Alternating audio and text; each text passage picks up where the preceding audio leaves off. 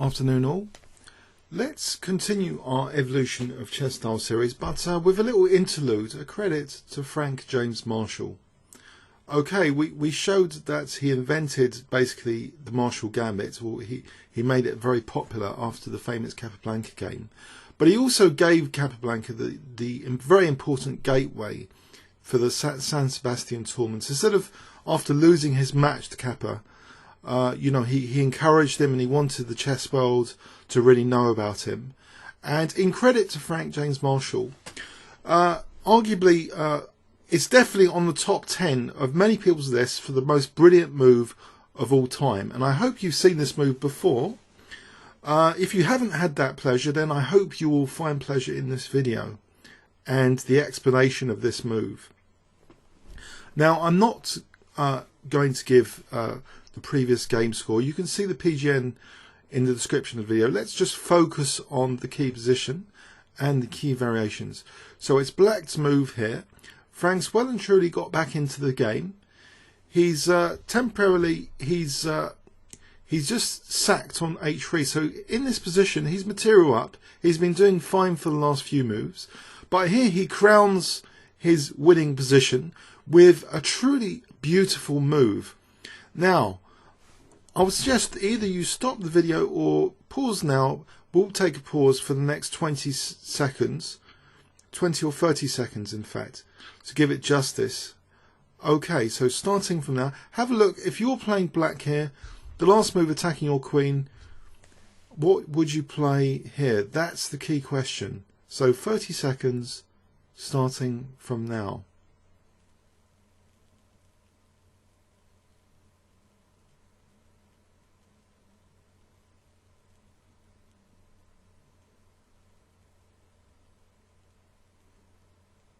Okay, now there are winning moves and there are winning moves. If you want to create a masterpiece celebrated, years ahead, maybe sometimes beauty is important.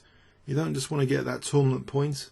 You want to get your game written up in your local magazine or in books in the future or in online stuff on the future.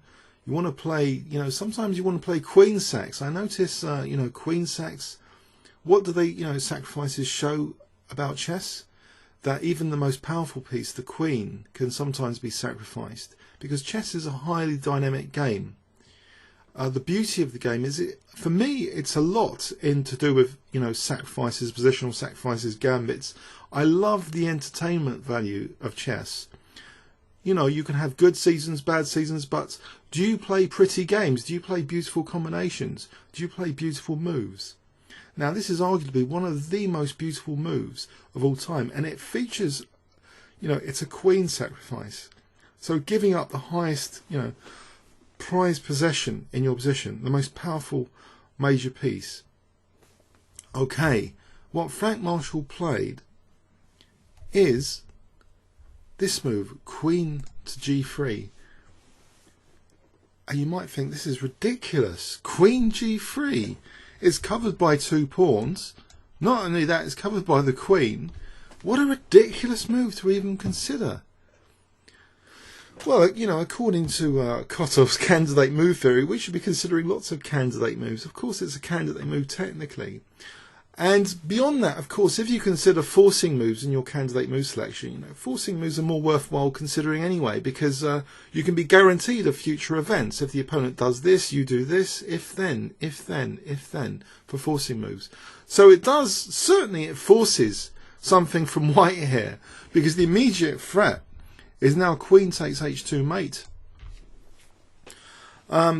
Also, of course, now that the pawn's pinned, there's another threat, knight f3, just winning the queen, or followed by queen h2 mate. But the main one's queen takes h2 mate. So let's now explore the various ways white could take the queen. And before I totally embarrass myself with incorrect analysis, I'm just going to have deep Rubicon anyway, despite having double cappuccino in front of me. I don't want to make any slip-ups here in annotating this position, technically anyway. Okay, what should we take first? Let's take h takes g3. Okay, here there's a clear mating one, because the rook, with that hg3, the rook's got a road in to h1, making the next move, I hope you can spot it here, if I give you 10 seconds. Okay, knight e2 is actually mate here. The rook and knight are enough. There's no escape squares for the king. Beautiful stuff. Okay, so that rules out h takes g. Now, if white, doesn't do anything, if he plays rook c7, there's queen takes h2 mate as I showed. So let's just make that absolutely clear that the threat's definitely mate in one. So white's really got to do something about that. So let's now take with the f pawn instead. Okay, I wonder if you can spot same basic idea. The mate in 2. I hope you just need like a few seconds, 5 seconds.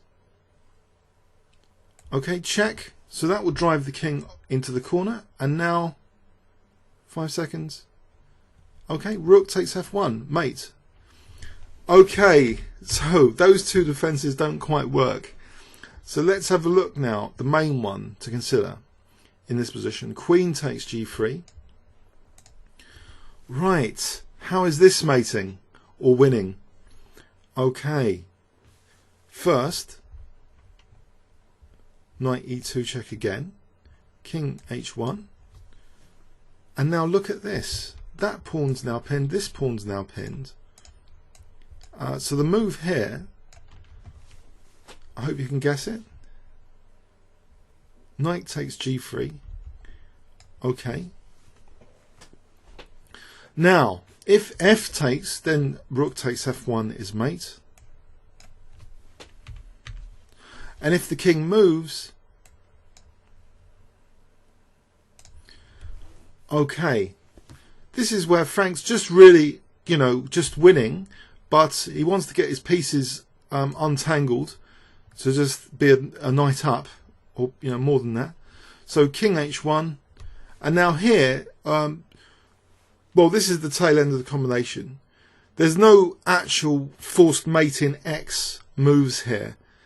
It's just there's a nice move which would be clear cut to play. A couple of nice moves. Recommendable move from Ribka is like rook c3.